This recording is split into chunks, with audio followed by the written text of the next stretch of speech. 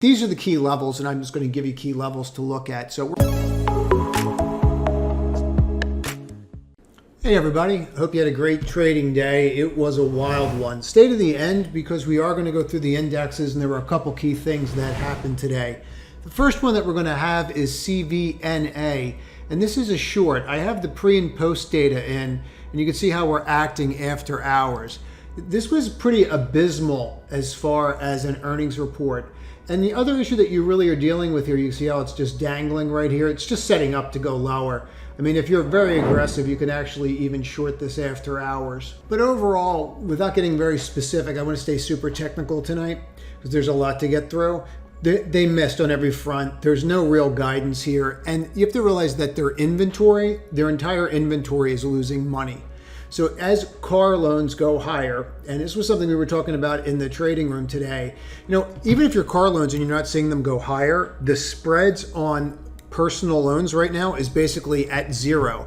So it's a matter of time before they raise rates on those, which means that borrowing money for a car or personal loans is going to become greater. And the reason that that's important is that's how most people buy cars. So they either do it through a personal line of credit or a credit card, or they will do it through a loan through the bank or through CVNA, which has lenders. Now, why is this important? Well, this is important because it means that they're going to have a problem selling cars, and you're going to see less people buying cars right now, right? We've seen this, and you've seen this since the January numbers, right? This is when the CPI data came out. If you look at CVNA and when the CPI data came out, you will see repeatedly that this happens on that day, on the 4th. And you've also seen it here because in the CPI data, there is actually, let me find the 4th here as well, right here. So you can actually see in the CPI data what will happen with these names is they'll put themselves in a position where they show their inventories. So they're showing the cost of their inventories and the cost of what cars are going for. And that's what's driving this down. This is a very simple trade. If you want to be aggressive this evening, again, I shorted it after hours, but you could short it and just watch it towards the end of the day, how it acts into the conference call, etc. But this is probably going to have a really, really bad day tomorrow. Netflix level bad, in my opinion. I think this is the beginning of how bad this is actually going to get, quite frankly, because there's nothing but air below this now. Here, go take a look at this on the monthly. There's nothing here. You're at 92. Now you're at 75, or 72 and a half, and it's going lower as we talk. So let me just show you. So this is roughly where you're at. So really, where's your support? I mean, you have a support level right here, right, which is 72.59. If you get through that, there's not really much down here that's going to save you. You're going to start working on these kinds of wicks down here and go to in the 40s. So this could get really ugly. If you think it can't go down more than 28%, I would argue that it can. It could get into the 40s or 50s, and it could do it tomorrow. After what you saw happen with Netflix, and Netflix is also on our list for you to watch tomorrow. And today was one of those days where you really don't short it off the open. It's very difficult, but you can short this and stay short this. But this is how I would do it. Okay, this is done. There's no other way to say this. There's no real nice way to say this. Netflix is done. It's toast. And they're going to have a lot of problems, and the problems are going to persist now because now they're not going to be able to shoot videos the same way. They don't have the same market cap, so it's not like you have the same amount of money coming in. You can raise the same amount of money as before, so that's going to be an issue. But more importantly, what I want to get at is if you look at something like this ran up towards the end of the day, but very simply, if you go here and take a look at this daily, this gave you the perfect setup. I mean, if you can get back up to this level, we don't even need these levels anymore for this very simple trade, but let me just show you this. If you click here, okay, this is your range now. This is irrefutable. Your range is irrefutable. So now that we have our range, all we have to do is play the range. I have zero interest in being long this. Here's what I would look for. I would look to see if you can get to this 248.26 level tomorrow, maybe kick up, and then look at shorting it up there. If I can't get to that level, I would like to see if we break this 212. I don't want to really be shorting in the middle. I either want to short near the top of this bar or if it breaks down here. Some people will say don't short the breakdowns. That's very short-sighted. I would strongly recommend that you short these. Sometimes you'll short them here, like if you did this one, and you'll get this move. Sometimes, sure, they'll reverse and they'll go into the gap, but The long-term thesis on this is not going to change. And I would strongly recommend that this is something that you take a look at as considering to short. Now, Tesla, that's the 800-pound gorilla. And I'm sure that the majority of us have seen the information that's out there, but let's just go over it very quickly. So earnings came in at $3.22 versus $2.26 estimate. So they crushed, right? They beat by 50%. And revenues came in at 18.76 versus 17.8. They're big numbers. And there's really no other way to say that. There's some very large numbers. So I get it. I'm not saying that you shouldn't be looking at that, but let's take a look at what's going on. So all we did was run right to the 21-day and reject. Now let's look at this on a 15-minute after hours. So what I always tell people to do, and what I tend to do in the trading room is, I tend to watch the first 15-minute bar, and that establishes my range. Since this bar has been established, we have not gone over it. If you use this 15-minute bar as a range, let's get rid of these indicators, you'll save yourself a lot of pain and aggravation. So you don't really buy it unless it flips that level, right? And so what you would be doing is, if you were interested in shorting it, this is where you would short it up here.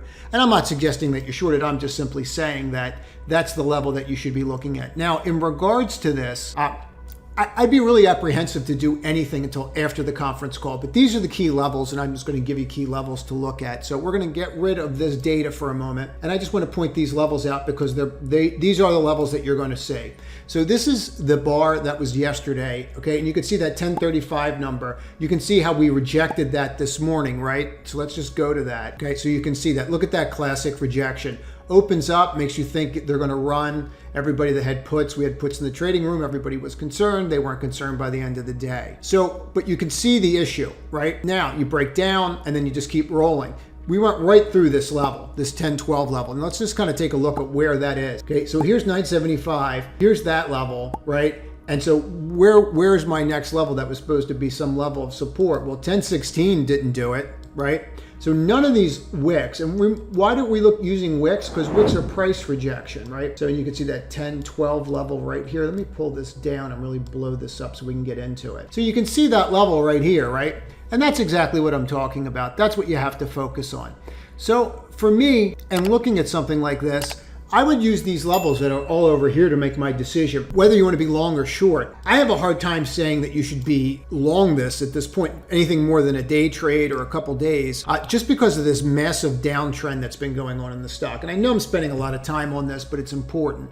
So use those levels. You might even want to snapshot that screen. ASML, I want people to focus on because the earnings were good. Now, if the stocks holds, and the stocks could hold, and we're going to go over that in a minute, I would be focused on ASML. Why? And I would just simply use the top of this, 652.30, if you see it tomorrow, okay? You can also try and buy it right around this level tomorrow, 630, and see if it holds. And then if not, use a little pattern, just blow it out and move on and wait. Why am I saying this? Because they came out with earnings. Their earnings were very good, okay? Most institutional investors want that behind them. They don't want to be dealing with the earnings that are going on. They don't want to be dealing with the revenues. They're sick of uncertainty. They've been taking a shellacking. You have a 5-8 cross here. You tried to get above the 1521. It failed. But this is what we're dealing with. So it's not the end of the world. And let's see how it plays out. But I do still like this. Now, the one space that everyone seems to have forgotten about or pretending that doesn't exist for the past couple days has been energy. This energy trade is not going away. I cannot stress that enough. It simply is not going to go away. So I would strongly recommend that you take a look at this. And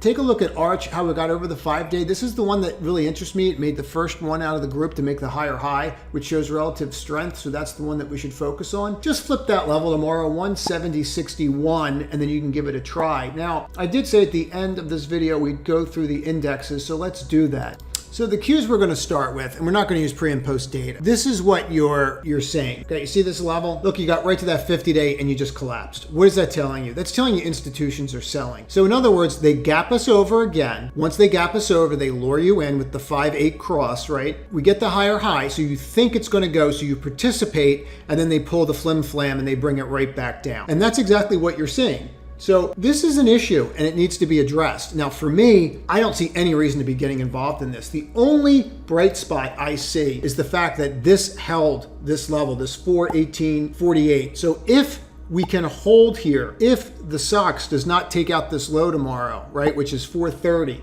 and if we can hold there, okay, and we're down a little bit after hours because of Lam Research. They didn't have a great quarter. But what you're going to do is if you can hold this level and start building, you can build something off of this. I'm not suggesting that everything's rosy and we're going to go back, but could you bounce off this and could you start basing in these levels? And the answer to that is emphatically, yes, you can. So I would focus on that. I think it's really important. IWM, people are excited about. I like that we're above the 50. We rejected the 21. Let's just watch it, see what happens. Now, the best looking sector out of all of them is energy. Okay, so the games of we're going to call the bottom on the tech and call the top of energy, that's the fastest way to go broke. No one's ever going to be able to do that. It's just never going to happen. You might get lucky once, but you can't build a strategy around it. So what we're seeing is we're just seeing the strength in energy names. I don't see any reason why that's going to stop or continue or not continue. The VIX actually at one point today got below 20. This is what you want to see, and we broke the 200. So it's very possible that even though the NASDAQ was down today, you still have the IWM that was up, and we still have the SPY that was up, right? Now, the VIX is coming down, but where does that leave us? And we have energy. So